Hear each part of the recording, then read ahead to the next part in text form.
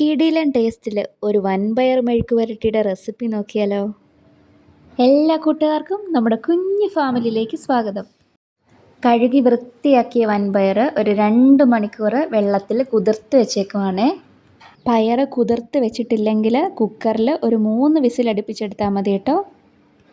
ഇത് നമ്മൾ കുക്കറിലാട്ടോ റെഡിയാക്കി എടുക്കുന്നത്. നമ്മളൊരു കുക്കറിലേക്ക് പയർ ഇട്ട് കൊടുക്കുവാണേ. അതിലേക്ക് കുറച്ച് വെള്ളം കൂടെ ഒഴിച്ച് കൊടുത്തിട്ടുണ്ട്. ഇതിലേക്ക് നമ്മൾ കുറച്ച് മഞ്ഞൾപ്പൊടി ചേർത്ത് കൊടുക്കുന്നുണ്ട്. ഒരു 1/4 ടീസ്പൂണാണ് കേട്ടോ ചേർത്ത് കൊടുത്തിട്ടുള്ളത്. ഇനി ഒരു 1/2 ടീസ്പൂൺ കാശ്മീരി ചില്ലി പൗഡറാണ് ചേർത്ത് കൊടുക്കുന്നത്. ആവശ്യത്തിനുള്ള ഉപ്പും കൂടെ ചേർത്ത് നന്നായിട്ടൊന്ന് ഇളക്കി അടച്ച് വെച്ച് നമുക്ക് ഒരു വിസിൽ വരുന്നിടം വരെ വെയിറ്റ് ചെയ്യാവേ.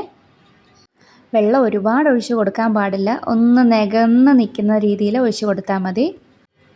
ഇനി ഇതിനകത്ത് വെള്ളം ഒന്ന് വറ്റിച്ചെടുക്കണം. ഹൈ ഫ്ലെയിമിലിട്ടാണ് നമ്മൾ വെള്ളം വറ്റിച്ചെടുക്കുന്നത്. കടായി ഒന്ന് ചൂടാക്കി എടുക്കുന്നുണ്ട്. അതിലേക്ക് നമ്മൾ വെളിച്ചെണ്ണയാണ് ഒഴിച്ച് കൊടുക്കുന്നത്. എണ്ണ ചൂടായി വരുമ്പോഴത്തേക്ക് നമുക്കതിൽ കുറച്ച് കടുക് ചേർത്ത് കൊടുക്കാം. കടുകൊന്ന് പൊട്ടി വരുന്നിടം വരെ വെയിറ്റ് ചെയ്യണം. ഇതിലേക്ക് ഒരു 10 അല്ലി ചെറിയ ഉള്ളിയാണ് ചേർത്ത് കൊടുക്കുന്നത്. ചതച്ച് വെച്ചിരിക്കുന്നതാട്ടോ. ചെറുതായിട്ടൊന്ന് വഴറ്റിയെടുക്കുവാണേ. ഇനി അതിലേക്ക് നമ്മൾ ഒരു 6 അല്ലി വെളുത്തുള്ളി ചതച്ചത് ചേർത്ത് കൊടുക്കുവാണേ. ചതച്ച് ചേർക്കുന്നതിന് പകരം ചെറുതായിട്ട് അരിഞ്ഞ് വേണമെങ്കിലും ചേർത്ത് കൊടുക്കാം.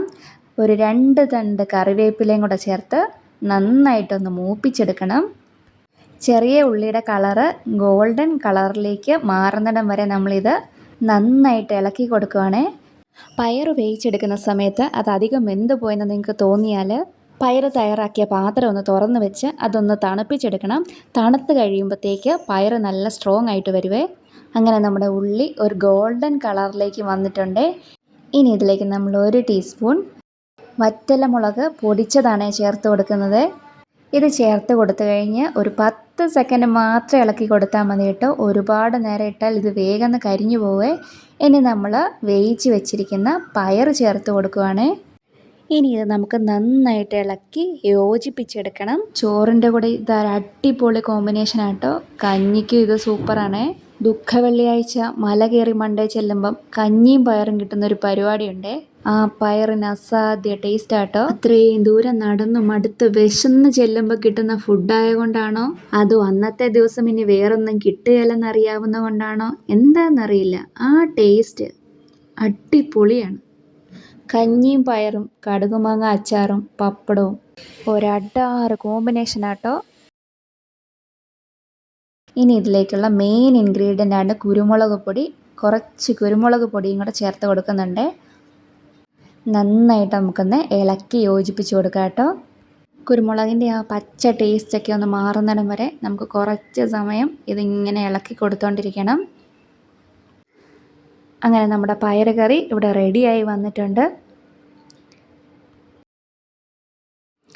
ഇതൊരു സെർവിങ് പ്ലേറ്റിലേക്ക് മാറ്റി കൊടുക്കാം.